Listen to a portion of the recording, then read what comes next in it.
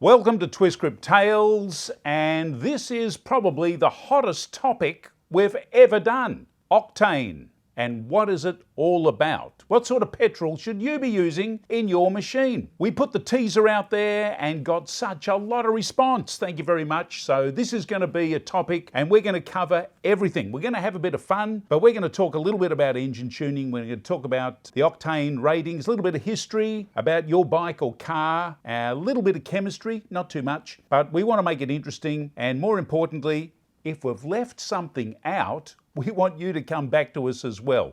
So we've done a bit of research on this, so let's get stuck into it.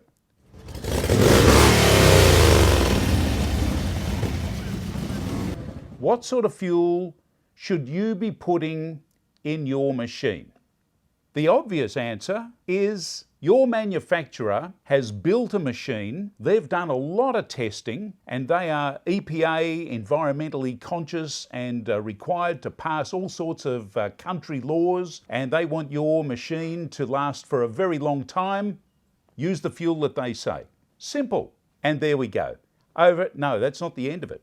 Because if you've made any changes to your machine, you're going to need to take a few things into account. You've maybe changed the exhaust a little bit, maybe you've got a different carburetor on it. If you're not riding your machine every day, then there's a few things that you need to take into account. So let's just cover a little bit of this off. So one of my friends, he's retired now, he used to be the CEO of an Australian oil company, and I said to him, we'll call him Glenn. Glenn, what's the best sort of fuel? He said, well, the fuel that we made was really good. But he said, really, if I can give you any advice at all, never buy fuel from a petrol station, a gas station, that's just had the tanker arrive and leave. I said, why is that? He said, well, they put the fuel in and it stirs up all of the fuel in the tank underground, and you just don't know what sort of filters, if they've got any filter at all, in the fuel system. So the big question is, who out there has had dirty fuel? I have. And what a pain that is. Got to clean the tank out, got to clean out the fuel system, your fuel injectors, your lines, expensive, painful, you can't drive, you're very inconvenient. So the first rule is, what sort of fuel should you put in your machine? First rule is manufacturer. Second rule is clean fuel. Now for some of you, you've got a car, you've got a modern bike with fuel injection system, you've got a very good fuel filtering system in there as well, but you can do even better. You can actually add a sight glass. If you've got an older machine with a carburetor maybe, you can add a sight glass and you'll clip the line, put one of those clear fuel filters in line. There's some really nice ones that you can pull apart and clean, sintered bronze, clear, ceramic filters, plastic filters, paper filters, all sorts of filters. They're not that expensive, get them for about $10 to $30, inline fuel filters, and you can see what's happening in your fuel line. The other thing that you need to take into account if you've got an older motorbike with a carburetor, they are prone to getting moisture. If they've been left outside in the rain, outside, not in a garage where the temperature is more consistent, they can get water build-up, and that usually manifests itself in coughing and spluttering at high throttle settings. So if you're running full throttle and it tends to pop, bang and fart, then that can be a sign that you've got water in the bowl. And for a carburetor bike, for most of them, if you've got easy to get at carburetors, that's simple. You just drain your carburetor. Some have got an external drain, just undo the screw and it drains the bowl. Others, you've got to take the bowl out. You can have a look in there, you can see, usually with the water there's a little bit of dirt as well, and that can be an issue. So you want clean fuel. That's the most important thing that you need to take into account as well. Now, at this point, we probably need to divide the whole discussion into what sort of fuel should you be using into two categories. Octane ratings. Fuel injected motorcycles and cars from around about, well, especially from 2010, but some really good fuel injected vehicles were around at 2000. But if you've got a fuel injected machine built from about 2010 onwards, you've got a full 3D mapped integrated electronic engine management system.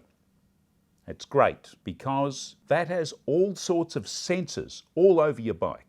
In the exhaust system, O2 sensors, inside your head, knock detectors. You've got air density, air flow measurements, you've got air temperature measurements, you've got all sorts of things, managing your the amount of advance and retard, and that's being monitored for every revolution of the engine. And so your computer system in a fuel-injected machine is actually recalibrating your engine for the best possible tune for EPA compliance. We're not talking about race bikes here, but mainly as the manufacturer intended, to get the best exhaust emissions and power and acceleration ratios that you're going to get on your machine all the time. Optimizing the performance, whether you put in 198 octane or 89, 91 octane fuel, it's going to manage the engine to get the best out of whatever fuel you're going to put in the machine. Your manufacturer's going to say, we want 95 octane, 98 octane, and they're the ones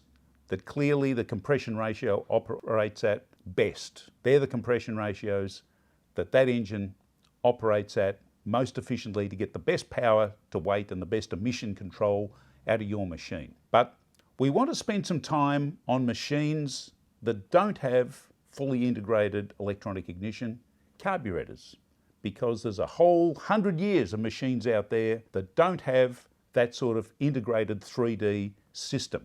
Most have got automatic advance, 2D ignition mapping, not connected to a carburetor. So let's go back to the very basics, shall we?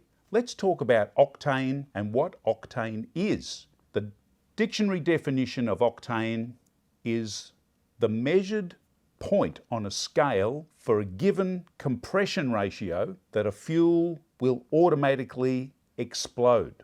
Sometimes it's called knock. Now you might say, but that's what fuel's supposed to do. Fuel is supposed to explode. When it explodes, it pushes the piston down, and that's what makes the engine turn around. Not exactly. If this knocking occurs on a regular basis, you will hear it. It's often called pinking or pinging, and that will eventually wreck your engine. It'll either burn a hole in the top of your engine, in your piston, could cause a head gasket to blow, could cause a cracked head. Whatever it is going to be a terminal condition. Now, octane rating is a little bit of history involved here. Back in the 1920s, lots of companies, especially in America, lots of companies were producing fuel for engines. Classically, engines back in those days were around about 4-to-1 compression ratio, 5, maybe 6-to-1 compression ratio. Side valves. A lot of motorcycles back in the 20s had F-heads, inlet valves over the exhaust valves. Beautiful designs. Low compression engines. But lots of conditions caused things to explode even in low compression engines. Petrol, gasoline back in those days, was on an octane rating, which was developed in the late 20s, around about 40 octane, not very high. And lots of things contorted, misshapen, various shaped combustion chambers can cause pre-ignition, they call it, the knocking effect, the death knell for engines. Carbon buildups, which was very common. Back in those days, oils weren't very good in lubricating. A lot of them leaked past the great big fat rings, which weren't very good at sealing. Lots of reasons. And spark plugs weren't very good at burning off. So you had lots of things working against having a very clean combustion chamber. Decoking was a regular event. You used to have to do it every 5 or 10,000 miles. Whenever you did a plug change, you had to do a decoke, pull the head off your engine and take all the coke out, because that coke, that carbon inside your engine, was capable of glowing red hot and causing your fuel to ignite too soon, causing that explosion. So octane is a rating, it's a scale. Today we have not only the octane rating, in Europe we have a RON, R-O-N, RON rating, and in America they have a MON rating, M-O-N, A-MON, sorry. And it's essentially exactly the same scale. So who invented this scale? Graham Edgar, an American guy born in the mid-1800s. He was a couple of years ahead of me at school, but a clever young fella.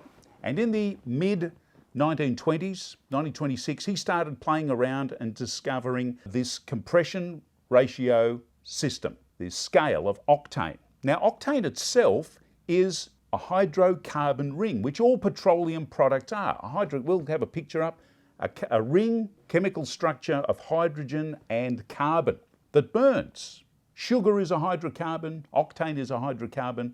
Petroleum, there's all sorts of things there. They call them naphthalines, there's cycloalkanes. And back in the early days of producing gasoline, petrol, lots of companies were producing fuel for vehicles, And not all of them were doing it very well because, yeah, you guessed it, the almighty profit dollar drove the whole process. Now, that didn't mean that you got a good fuel.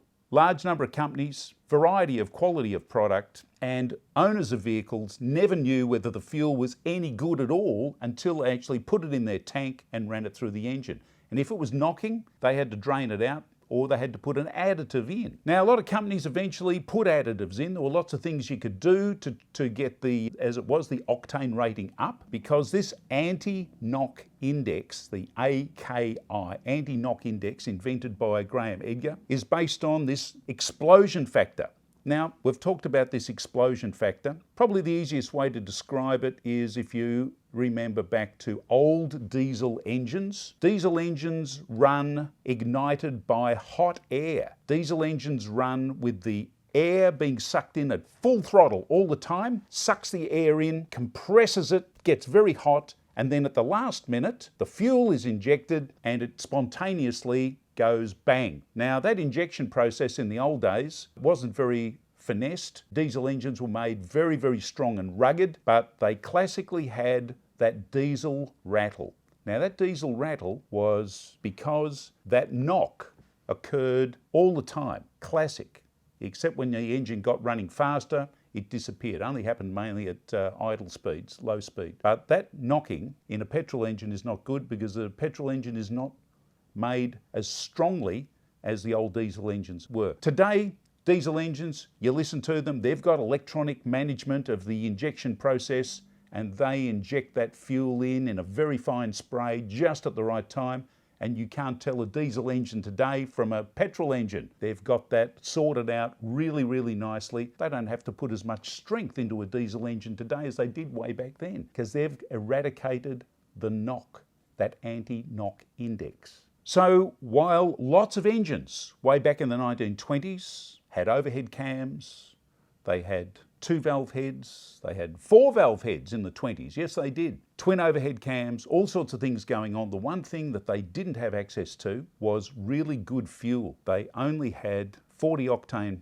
what they call pump petrol. Sometimes it got up to 50 octane, but the other thing that was good for racing in fast engines was alcohol, higher octane rating, 80, 90 octane, and they could boost the compression ratio up from racing engines, which if they were using petrol for cars, what they call pump fuel from the petrol pump, from the gas pump, had to have very low compression ratios. Now let's just examine what happens inside an engine for it to make power.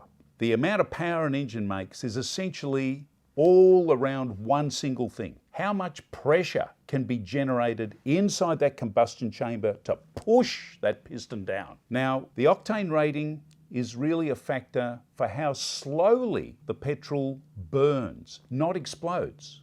You want petrol to burn in a controlled way, getting the maximum amount of push so that that push doesn't start until the piston has just got past top dead center. The pressure will be building up before top dead center, but maximum pressure won't be achieved until just after top dead center, because if it does, we get an explosion. And that's pushing the piston the other way. That's when it gets that knock. Bang, bang, bang, bang, as that piston rocks from one side of the board to the other. We don't want that. We want that push.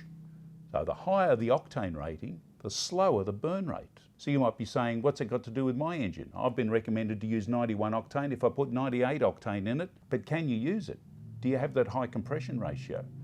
Some bikes, I've done some services on some BRAPs, that's with 3 A's, BR-AAAP. Yes, they're 2021 manufactured motorcycles with a carburetor, a CDI ignition, and 8-to-1 compression ratio. They'll burn 91, 89, 91 octane fuel very, very nicely, thank you very much. But if you put 98 octane in it, can you utilise it? That's the question. The short answer is no, it can't. But to make an engine go faster, if we increase the compression ratio, if we can get more air-fuel mixture in, now that's achieved in a couple of ways. You can have your cam open longer.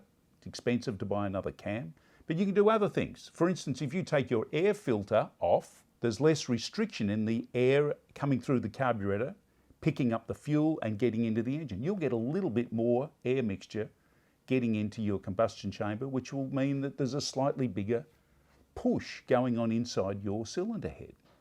that gives more power. That's more efficiency. That can be a good thing.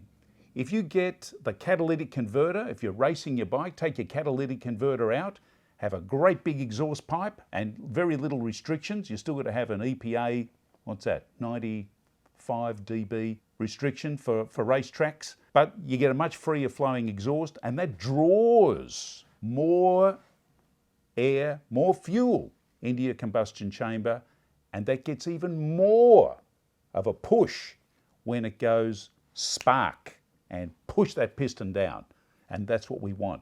So it's this whole relationship of how much air and how much fuel can we squeeze and push into the combustion chamber, and then how can we extract it and draw more of that, because the cams are open, overlapping. The exhaust opens a little bit after 90 degrees, certainly before bottom dead center. So while it's still pushing down, the exhaust valve starts opening. And that exhaust valve stays open all the way around for a long, long time.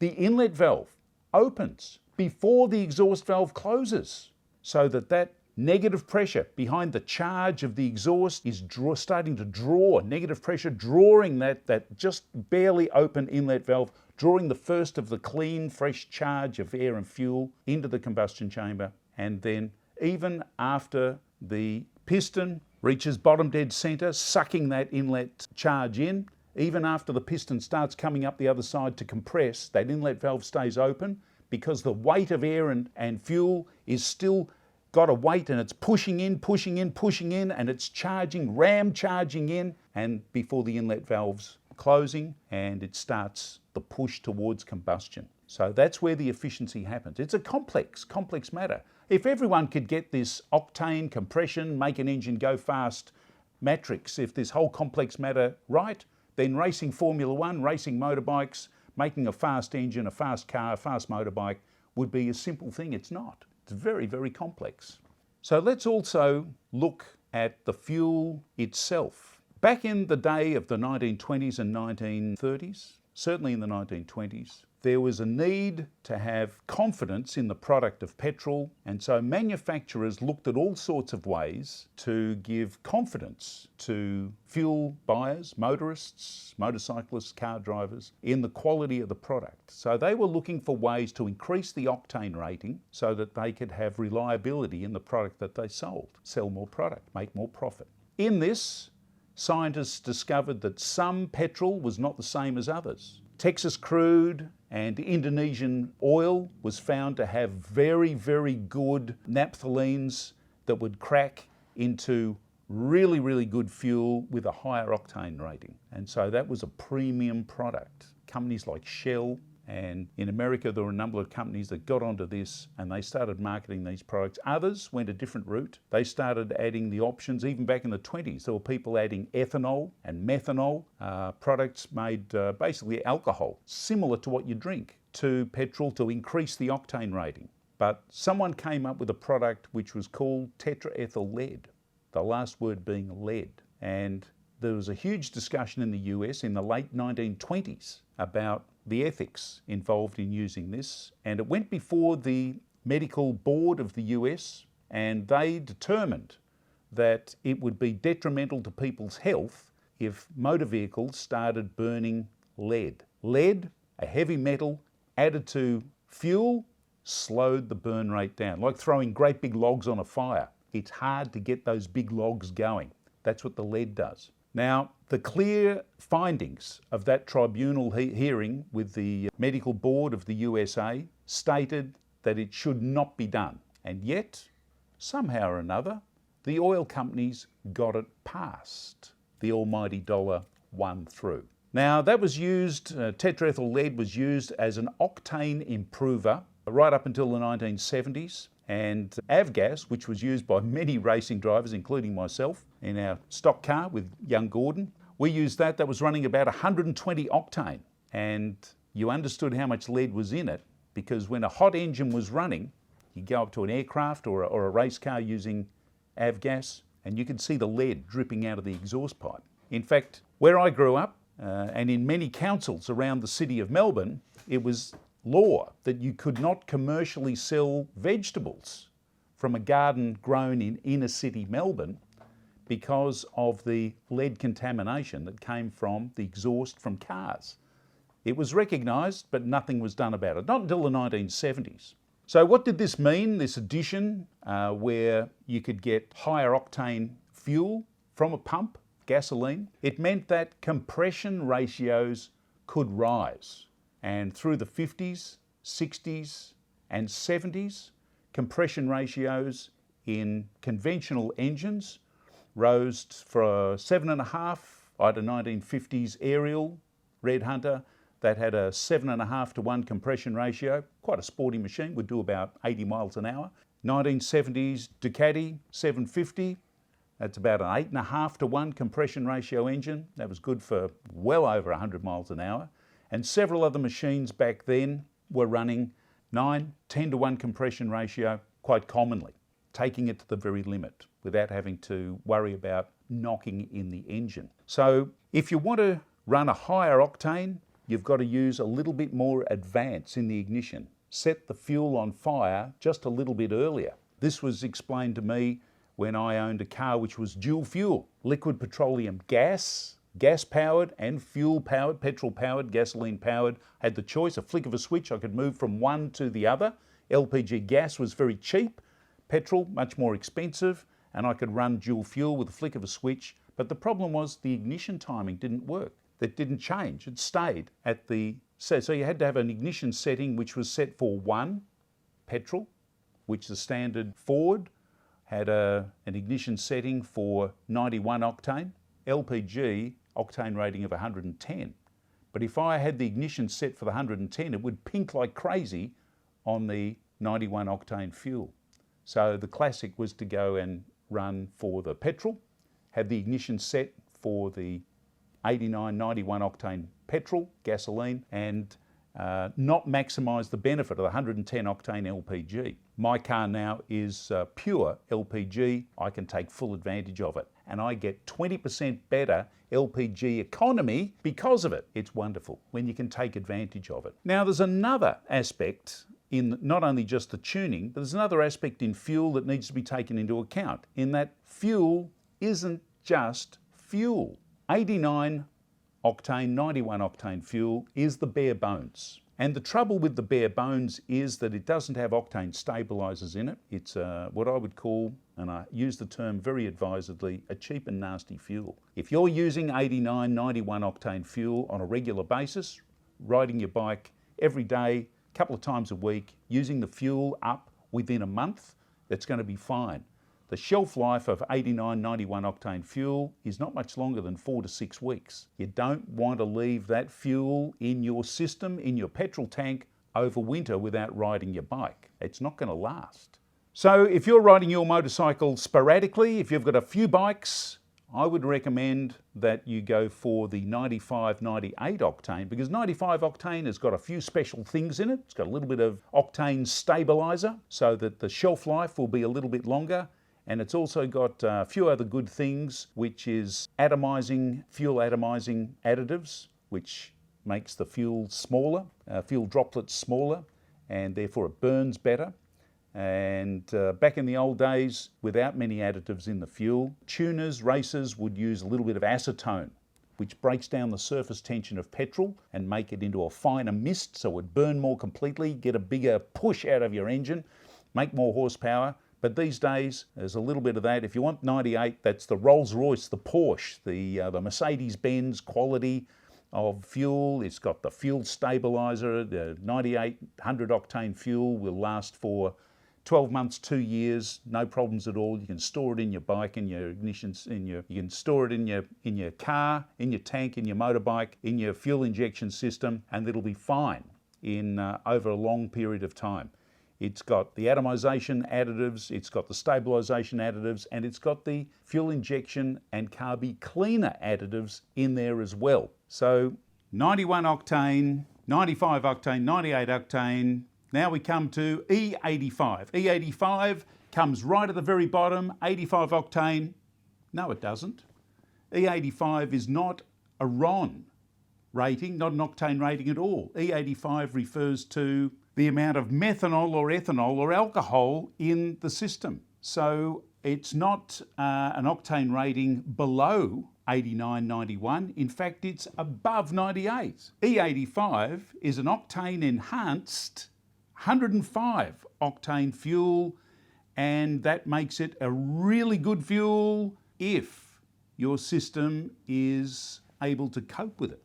Alcohol, methanol, ethanol, depending on what country you're in as to which alcohol is being used to mix with it, is an octane rating improver. And as I said earlier on, that's been used as an additive to improve the anti-knock index of petrol for a long, long time, since the 1920s.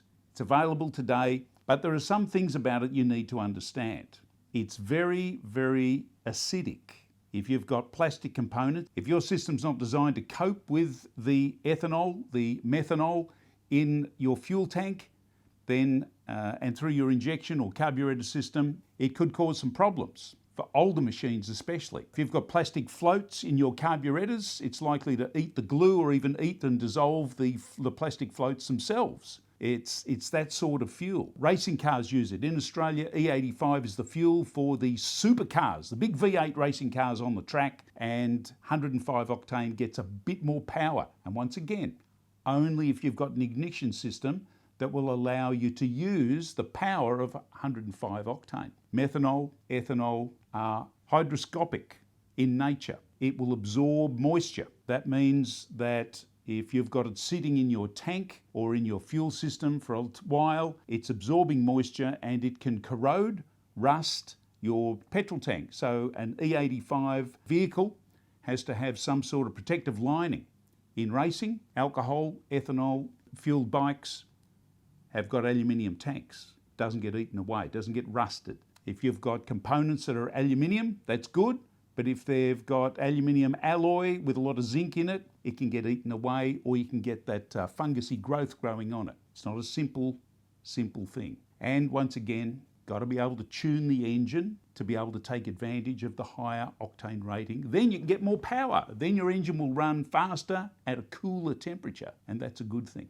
Even though you might not be able to take advantage of the actual compression ratio through variable ignition in your motorcycle, there might be other reasons why you might want to choose a higher octane to a lower octane, depending on how you're going to be riding your bike or driving your car. It's a very complex area. So these are some of the advantages and disadvantages. Some of the older bikes with manual advance and retards on the handlebar, if your engine started pinking, you could just retard the engine a little bit, the ignition advance, retard it just a little bit, change the ignition timing, and that would reduce the pinking and you'd be okay.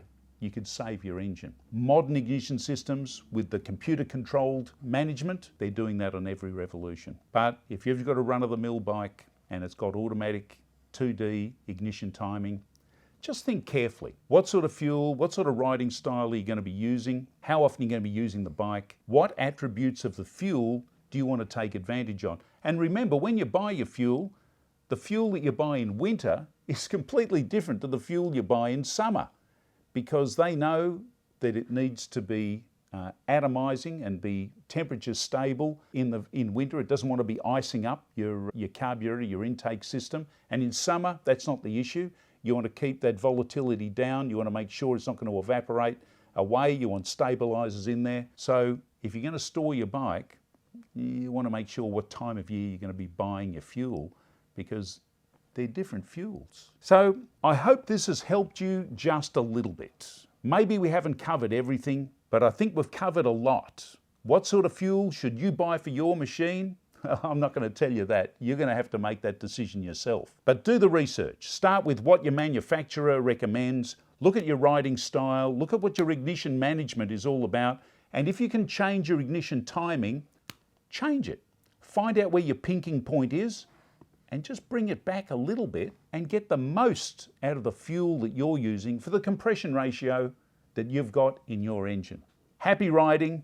Hope this has been a help for you. Thanks for watching Tech Tips on Twist-Grip Tales. My name is Bruce.